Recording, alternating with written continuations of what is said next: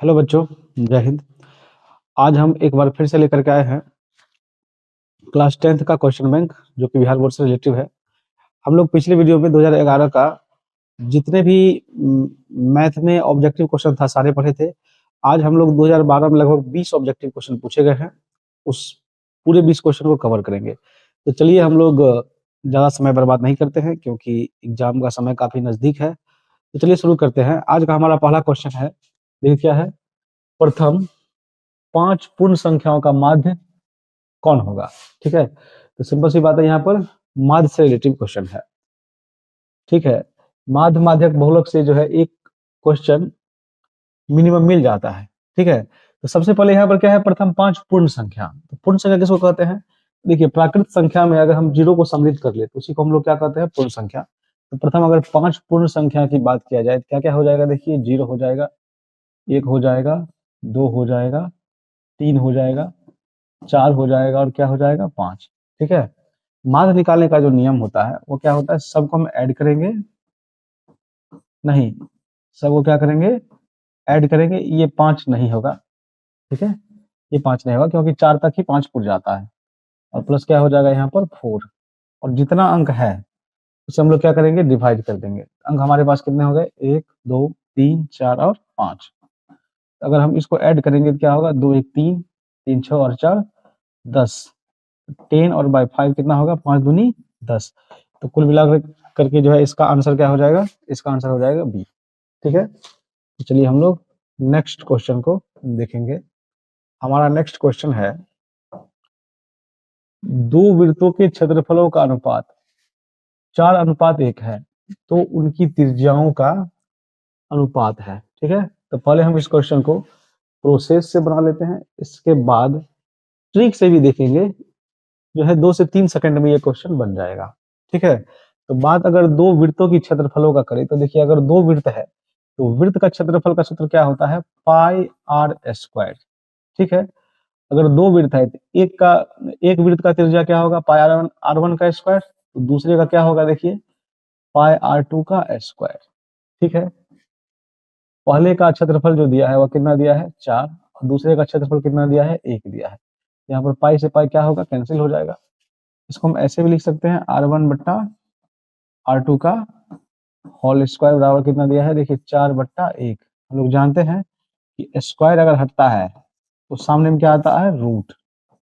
और रूट का मतलब क्या होता है, हम इसका जो है वर्गमूल निकालते हैं। तो 4 का वर्गमूल हो जाएगा 2, और 1 का वर्गमूल क्या होगा, 1 ही होगा।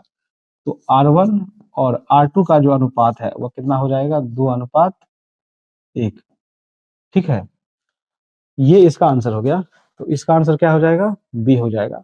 अगर ट्रिक की बात करें तो देखिए, अगर क्षेत्रफल दिया रहे और त्रिज्या पूछा हो, ठीक है, गौर से देखिए, क्या दिया रहे, क्षेत्रफल दिया रहे और क्या पूछे, त्रिज्या दिया रहे, तो हम लोग क्या करेंगे, डायरेक्ट जो क्षेत्रफल दिया है उसका हम लोग स्क्वायर रूट निकालेंगे। ठीक है, यहाँ पर 4 का क्या आ जाएगा, वर्गमूल जो है 2 आ जाएगा, और 1 का क्या आ जाएगा, 1 ही आएगा। फिर भी हमारा आंसर जो है आ गया है। तो वृत्त ही नहीं, अगर त्रिभुज भी दिया रहे और उसका भुजा पूछेगा तो हम लोग क्या करेंगे, डायरेक्ट उसका स्क्वायर रूट अर्थात वर्गमूल निकालेंगे। और या नहीं मान करके चलिए, इसी का अगर त्रिज्या दिया रहता, जैसे मान के चलिए त्रिज्या दिया रहता 5, 3:5, और पूछता इसका एरिया मतलब क्षेत्रफल पूछता, तब हम लोग क्या करते, इसका स्क्वायर कर देते। ठीक है, तो 3 का स्क्वायर क्या हो जाता, 3 तिया 9, और 5 का स्क्वायर क्या हो जाता, 25। ठीक है, यहाँ पर क्या होता, 9:25 हो जाता। नहीं, तो ये त्रिभुज के लिए भी है और वृत्त के लिए भी है। त्रिभुज में कंडीशन क्या है, तो त्रिभुज समरूप होना अनिवार्य है, और हम लोग ये भी जानते हैं कि सभी वृत्त आपस में क्या होते हैं, समरूप होते हैं। तो इसका आंसर क्या हो जाएगा, बी हो जाएगा। ठीक है, चलिए अब हम लोग देखेंगे नेक्स्ट क्वेश्चन। तो हमारा देखिए नेक्स्ट क्वेश्चन है, यदि टेन थीटा बराबर क्या दिया है, √3, तो थीटा का मान क्या होगा। ठीक है, तो देखिए टेन थीटा बराबर अगर रूट दिया है √3, तो हम लोग जानते हैं कि टेन में √3 जो होता है इसका मान होता है, देखिए टेन 60 डिग्री का मान होता है। यहाँ पर 10 से 10 कैंसिल हो गया, थीटा का मान क्या डिग्री हो गया, 60 डिग्री हो जाएगा। तो इस प्रकार से सवाल नंबर 3 का जो आंसर होगा वह क्या हो जाएगा, डी हो जाएगा। ठीक है, हम देखेंगे नेक्स्ट क्वेश्चन। हमारा देखिए नेक्स्ट क्वेश्चन है कोस 60 डिग्री प्लस 1 बट्टा कोस 60 डिग्री माइनस 1। तो देखिए कोस क्या दे रखा है 60 डिग्री प्लस 1 बट्टा क्या दिया है कोस 60 डिग्री और माइनस 1। तो कोस 60 डिग्री का जो मान होता है वह कितना होता है 1/2 प्लस क्या हो गया 1 और ये हो गया 1/2 माइनस 1। ठीक है, तो अगर हम 1/2 में 1 जोड़ेंगे तो कितना हो जाएगा, अगर इसका हम एलसीएम ले ले तो हो जाएगा 2, तो ये हो जाएगा 1 प्लस 2 और इसका भी अगर एलसीएम ले ले तो क्या होगा 1 माइनस 2। तो देखिए 2 से 2 कैंसिल हो जाएगा, हमारे पास क्या आएगा 3 और बट्टा में आएगा -1 अर्थात क्या आ जाएगा आंसर -3। इसका जो आंसर होगा वो क्या हो जाएगा बी हो जाएगा। ठीक है, चलिए हम लोग नेक्स्ट क्वेश्चन देखेंगे। नहीं, यहाँ पर क्वेश्चन नंबर हमारा 5 क्या कहता है, देखिए 5 कह रहा है यदि अल्फा और beta F X is equal to X square plus X plus 1 की मूल हो तो 1 बट्टा अल्फा और प्लस 1 बट्टा बीटा का मान क्या होगा। नहीं, तो सबसे पहले हम बात करेंगे इस द्विघात समीकरण का। क्या दे रखा है, देखिए एक्स स्क्वायर प्लस एक्स और प्लस क्या दे रखा है 1। तो हम लोग एक चीज इसमें जानते हैं द्विघात समीकरण में, एक्स स्क्वायर का गुणांक जो होता है वह ए का मान होता है। ठीक है, एक्स का जो गुणांक होता है वह किसका मान होता है, बी का मान होता है, और ये जो अचर पद है ये सी का मान होता है। नहीं, तो इससे हम शून्यकों का योग निकाल सकते हैं। तो देखिए शून्यकों का योग का जो फॉर्मूला होता है वह होता है अल्फा प्लस बीटा बराबर होता है माइनस बी बट्टा ए। ठीक है, तो यहाँ पर क्या हो जाएगा -1/1 बराबर क्या हो जाएगा -1। इसके बाद होता है अल्फा इंटू बीटा हो जाता है सी बट्टा ए। तो सी का मान यहाँ पर 1 दे रखा है और ए का भी मान क्या दे रखा है 1 दे रखा है, तो इसका मान क्या हो जाएगा 1 के बराबर हो जाएगा। लेकिन हमारा सवाल अभी तक हुआ नहीं है, हमारा सवाल क्या है 1 बट्टा अल्फा प्लस 1 बट्टा बीटा का मान क्या होगा। अगर हम इसका एलसीएम ले ले तो क्या हो जाएगा अल्फा इंटू बीटा। ठीक है, अल्फा से अल्फा देखिए कैंसिल हो गया, हमारे पास क्या बचेगा बीटा, और बीटा से बीटा कैंसिल हो गया, हमारे पास क्या बचेगा अल्फा। तो देखिए अल्फा प्लस बीटा का मान कितना दिया था -1 और अल्फा इंटू बीटा का मान क्या दिया था 1। अगर इसमें आप भाग दीजिएगा तो कितना हो जाएगा -1 ही हो जाएगा। इस प्रकार से जो हमारा ऑप्शन होगा, हमारा ऑप्शन क्या हो जाएगा बी हो जाएगा। ठीक है, चलिए हमारा नेक्स्ट क्वेश्चन होगा, देखिए हमारा नेक्स्ट क्वेश्चन है क्वेश्चन नंबर 6। क्या कर रहा है 6, देखिए कह रहा है एक द्विघात बहुपद के मूलों का योगफल तथा गुणनफल क्रमशः 2 और -15 है। तो द्विघात बहुपद है, तो देखिए मूलों का योगफल की बात करेंगे तो अल्फा प्लस बीटा बराबर क्या दिया है 2 और अल्फा इंटू बीटा बराबर क्या दिया है -15। ठीक है, तो द्विघात बहुपद का डायरेक्ट फॉर्मूला होता है, क्या होता है फॉर्मूला, देखिए द्विघात बहुपद बराबर होता है x square minus alpha plus beta into x plus क्या होता है अल्फा इंटू बीटा। ठीक है, तो यहाँ पर क्या होगा x square minus alpha plus beta into x का जो अल्फा प्लस बीटा का मान क्या दिया है 2 और सूत्र में है एक्स, इसके बाद प्लस अल्फा इंटू बीटा का मान क्या है माइनस, तो यहाँ पर प्लस नहीं होगा, यहाँ पर क्या हो जाएगा -15। हमारा आंसर क्या आया एक्स स्क्वायर -2x और माइनस क्या आ गया 15। ठीक है, तो इसका जो आंसर होगा वह क्या हो जाएगा एक्स स्क्वायर -2x -15। हमारा ऑप्शन नंबर क्या हो जाएगा डी हो जाएगा। ठीक है, चलिए हम नेक्स्ट क्वेश्चन देखेंगे। हमारा अगला क्वेश्चन है बिंदु Q से किसी वृत्त की स्पर्श रेखा की लंबाई 24 सेंटीमीटर है और केंद्र से Q की दूरी 25 सेंटीमीटर है। ठीक है, तो वृत्त की त्रिज्या है, तो कुल मिलाकर के वृत्त की त्रिज्या पूछ रहा है। देखिए नहीं जी, तो ये हो गया वृत्त, ठीक है, और ये हो गया वृत्त का केंद्र।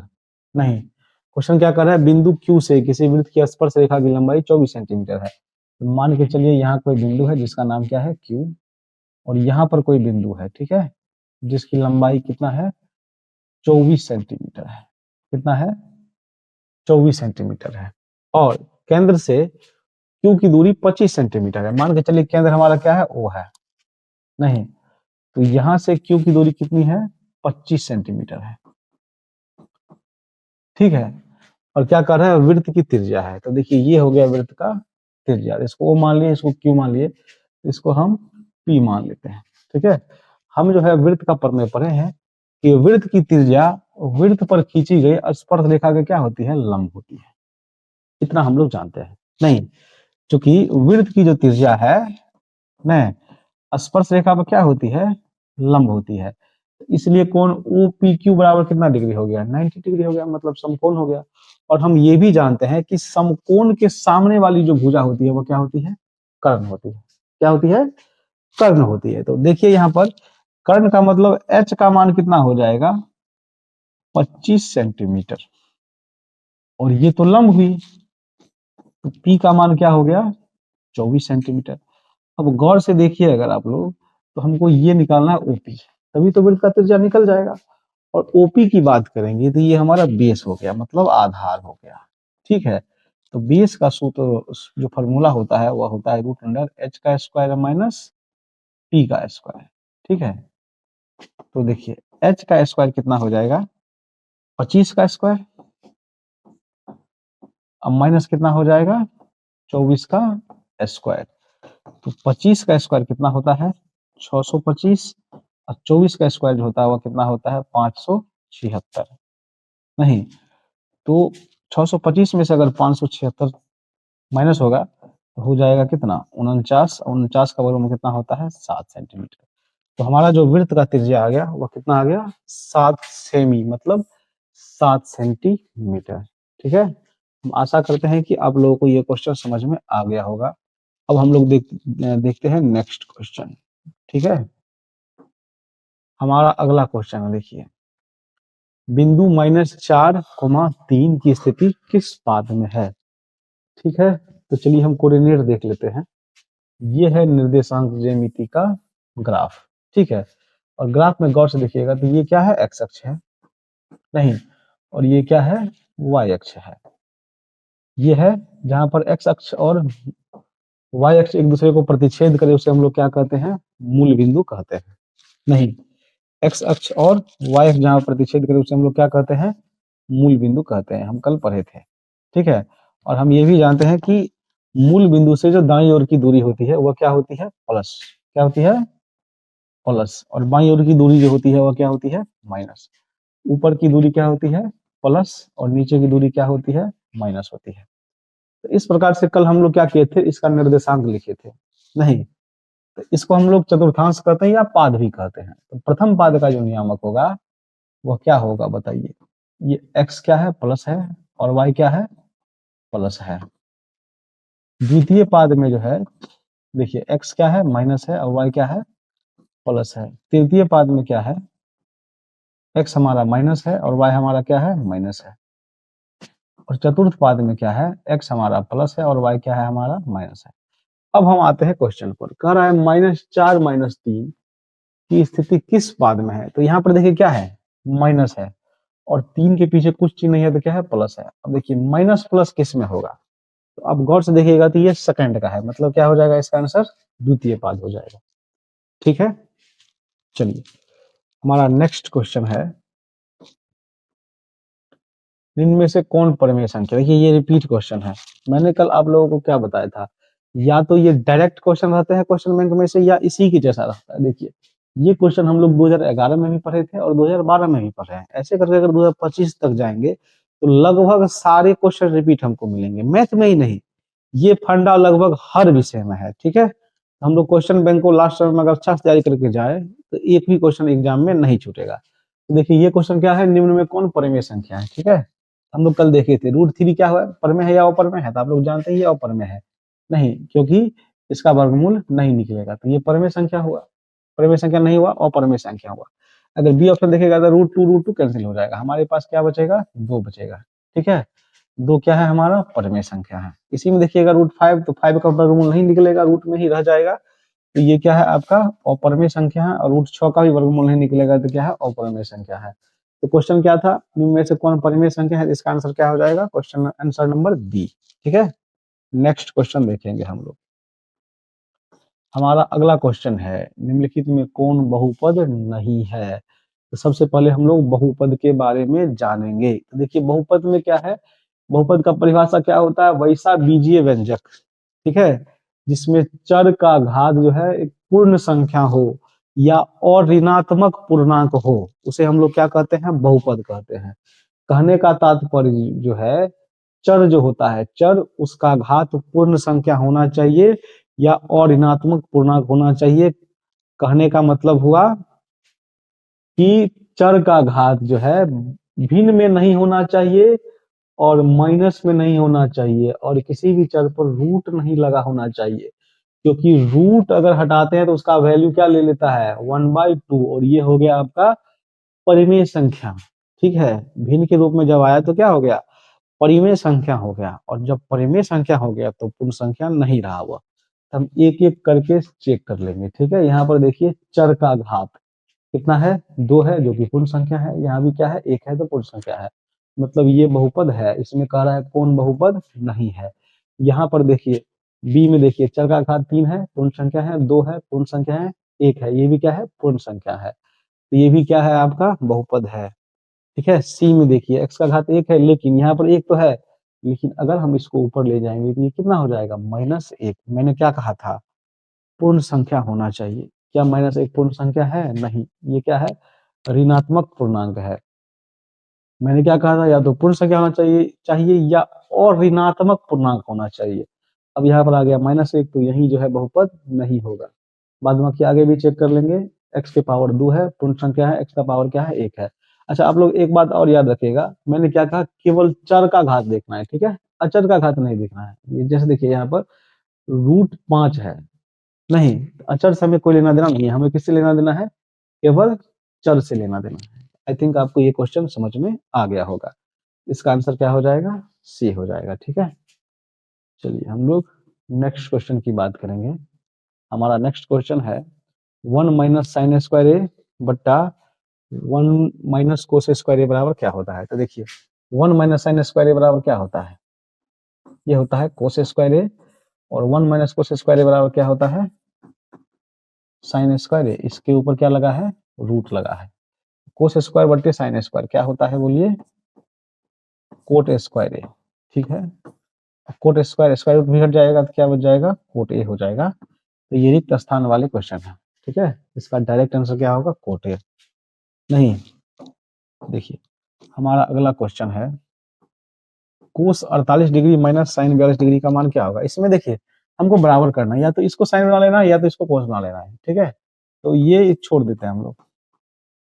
अच्छा, साइन 42 है यहाँ पर, ठीक है, तो 42 को हम लोग क्या लिख सकते हैं, 90 डिग्री माइनस 48 डिग्री लिख सकते हैं। और ये हो गया आपका कोस 48 डिग्री, और ये क्या हो गया, साइन 90 डिग्री माइनस थीटा क्या होता है, कल पढ़े थे हम लोग, कोस थीटा होता है। तो ये तो कैंसिल ना हो जाएगा, क्या हो जाएगा इसका आंसर, 0 डिग्री। क्या हो जाएगा, 0 डिग्री। ठीक है, चलिए हमारा नेक्स्ट क्वेश्चन क्या है, देखिए हमारा नेक्स्ट क्वेश्चन है बहुलक बराबर, ये डायरेक्ट सूत्र दिया हुआ है, नहीं, तो बहुलक बराबर जो सूत्र होता है वो क्या होता है, देखिए बहुलक बराबर होता है 3 माध्यक, ठीक है, 3 माध्यक माइनस 2 माध्य, ये इसका फॉर्मूला होता है। ठीक है, तो यहाँ पर सिंपल सी बात है, 3, ये क्या हो जाएगा यहाँ पर, माध्यक, क्या हो जाएगा, माध्यक, नहीं,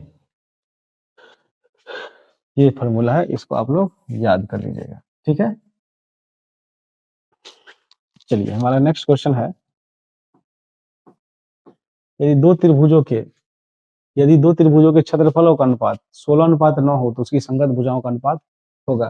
चलिए मैंने इस सवाल का ट्रिक बताया था आप लोगों को बेहतर, मैंने क्या कहा था, अगर अगर जो है क्षेत्रफल दिया है और भुजा पूछ रहा है, हम क्या करेंगे, डायरेक्ट इसका स्क्वायर रूट निकालेंगे। ठीक है, तो 16 का स्क्वायर क्या निकलेगा, 4, और 9 का स्क्वायर रूट क्या निकलेगा, 3। इसका क्या हो जाएगा आंसर, 4:3 हो जाएगा। मैंने बताया था वृत्त वाले सवाल में त्रिज्या पूछा हुआ था, तो मैंने वहां पर कहा था कि चाहे वृत्त हो या त्रिभुज हो, नहीं, त्रिभुज में कंडीशन क्या होना चाहिए, समरूप होना चाहिए।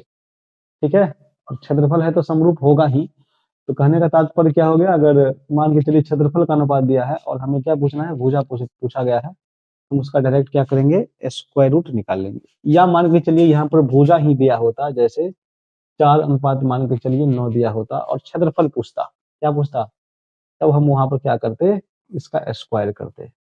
ठीक है, क्या करते, स्क्वायर करते, तो क्या हो जाता, 4 चौका 16 और 9 नमा 81 हो जाता। तो दोनों कंडीशन आप लोग समझ चुके हैं। ठीक है, हम लोग देखते हैं अगला क्वेश्चन। इसका आंसर क्या हो जाएगा, 4:3। देखिए हमारा अगला क्वेश्चन है, देखिए ये क्वेश्चन भी कल हम लोग किए थे।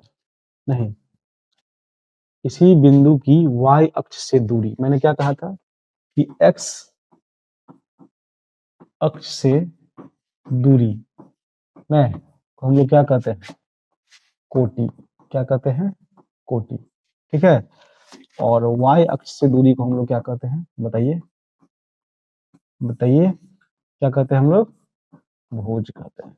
नहीं, इसमें क्या कहते हैं, भुज कहते हैं। इसमें डायरेक्ट अगर पूछता एक्स अक्ष को क्या कहते हैं, तो डायरेक्ट एक्स अक्ष को हम लोग क्या कहते हैं, भुज, और डायरेक्ट वाई अक्ष को क्या कहते हैं हम लोग, कोटि। लेकिन इसे पूछ दिया जाए कि एक्स अक्ष से दूरी क्या कहलाता है, तो कोटि हो जाएगा, और वाई अक्ष से दूरी क्या हो जाएगा, भुज हो जाएगा। ठीक है, इसका आंसर क्या हो जाएगा, भुज। चलिए हमारा अगला क्वेश्चन है, बिंदु 15,8 की दूरी मूल बिंदु से क्या होगी। देखिए, तो मूल बिंदु से दूरी का भी फॉर्मूला होता है, मूल बिंदु से दूरी, तो इसका जो फॉर्मूला होता है वह क्या होता है, root under X square plus क्या होता है, वाई स्क्वायर। ठीक है, तो निर्देशांक में ये क्या हो गया, एक्स नियामक हो गया और ये वाई नियामक हो गया। नहीं, तो एक्स का मान क्या हो गया, 15 का स्क्वायर, और ये क्या हो गया, 8 का स्क्वायर। ठीक है, तो ये हो गया 15 का स्क्वायर करेंगे तो 225, और ये कितना हो गया, 8 64। इसको हम ऐड करेंगे तो क्या होगा, 289। इसका वर्गमूल निकालेंगे कितना होगा, 17। 17 इकाई इसका आंसर होगा। ठीक है, चलिए हम लोग नेक्स्ट क्वेश्चन देखते हैं। हमारा अगला क्वेश्चन है, समांतर श्रेणी 2 7 12 डॉट डॉट डॉट का 10वां पद क्या होगा। देखिए एपी से पहला क्वेश्चन देखने को मिला है, क्योंकि 2011 में कोई एपी से क्वेश्चन नहीं था। हमारा जो सारणी दिया है, एपी क्या दिया है, 2 7 12 का कौन सा पद चाहिए हमको, 10वां पद चाहिए। ठीक है, तो इसमें देखिए ये जो पहला पद है इसको हम लोग क्या कहते हैं, ए कहते हैं। नहीं, इसमें सार्वधातुक, देखिए दूसरा में से पहला पद घटाते हैं ना, इसको हम लोग क्या कहते हैं, सार्वधातुक कहते हैं। ठीक है, देखिए दूसरा में से पहला पद घटा रहे हैं, कितना हो गया ये, 5, और यहाँ पर 10वां पद की बात कर रहा है। ठीक है, 10वां पद का बात कर रहा है तो क्या होगा, A10। इसका फॉर्मूला हम लोग पढ़े होंगे क्लास में। नहीं, अभी हम लोग उतना डिटेल्स में नहीं जाते हैं क्योंकि एग्जाम का समय नजदीक है। तो देखिए 10वां पद का जो सूत्र होता है वह क्या होता है, A प्लस 9D। क्या होता है, A प्लस 9D, जैसे एनवां पद का सूत्र होता है एन बराबर A plus n minus 1 into D. तो जितना पद का हमें निकालना होता है उसमें से एक घटा लेते हैं हम लोग। ठीक है, 10वां पद का सूत्र क्या हो जाएगा, A प्लस 9D। इसका मान भरिए, बात खत्म है। ए का मान हो गया 2 9 और गुना डी का मान कितना हो गया, 5। तो ये हो गया 2 प्लस 9 5 45। तो इसका आंसर क्या हो जाएगा, 47 हो जाएगा। ठीक है, तो इस प्रकार से हम लोगों ने ये क्वेश्चन भी समाप्त किया। हम लोग देखेंगे नेक्स्ट क्वेश्चन। हमारा अगला क्वेश्चन है, देखिए क्या कह रहा है, यदि एक त्रिभुज के एक कोण की समद्विभाजक रेखा त्रिभुज की मध्यिका हो तो वह त्रिभुज होगा। ठीक है, तो यदि एक त्रिभुज के एक कोण की समद्विभाजक रेखा, तो जैसे जैसे मान के चलिए ये क्या है, हमारा एक त्रिभुज है। त्रिभुज क्या है, ए है, बी है, और क्या दिया है यहाँ पर, सी दिया है। नहीं, तो यदि एक त्रिभुज की एक कोण की समद्विभाजक रेखा, तो मान के चलिए ये कोण है, इसकी एक समद्विभाजक रेखा है। नहीं, त्रिभुज की मध्यिका हो, त्रिभुज की क्या है ये, जैसे मान के चलिए एडी क्या है, मध्यिका है, तो वह त्रिभुज होगा। तो वह त्रिभुज क्या होगा, समद्विबाहु त्रिभुज होगा। क्या होगा यहाँ पर, समद्विबाहु त्रिभुज होगा। ठीक है, चलिए हमारा नेक्स्ट क्वेश्चन है, नेक्स्ट क्वेश्चन हमारा है पाई है। पाई एक संख्या है, देखिए पाई अपरिमेय संख्या है। पाई जो है क्या है, अपरिमेय संख्या है। ठीक है, अच्छा, इसमें एक ट्विस्ट है, यदि पाई का मान ये दिया हो 22/7, तब ये ऑपर में नहीं होगा, तब क्या होगा, परमेय संख्या है। आप लोग याद रखिए, अगर डायरेक्ट पाई दिया हो तो क्या हो जाएगा, अपरमेय संख्या, और पाई का मान दिया है 22/7, तब क्या हो जाएगा, परिमेय संख्या। ठीक है, चलिए हमारा अगला क्वेश्चन है, ऐसे दो युगपत समीकरणों के निकाय जिसमें एक भी बिंदु उभयनिष्ठ नहीं हो। ठीक है, क्या है, देखिए ऐसे दो युगपत समीकरणों का निकाय, नहीं, दो समीकरण है जिसमें एक भी बिंदु उभयनिष्ठ नहीं हो, तो उसे क्या कहते हैं हम लोग, इसको हम लोग क्या कहेंगे, समांतर। क्या कहेंगे, समांतर। ठीक है, और समांतर होगा तो क्या होगा, असंगत होगा। क्या हो जाएगा, असंगत होगा। ठीक है, नहीं तो इस प्रकार से हम लोग आज भी 20 क्वेश्चन समाप्त किए। जय हिंद।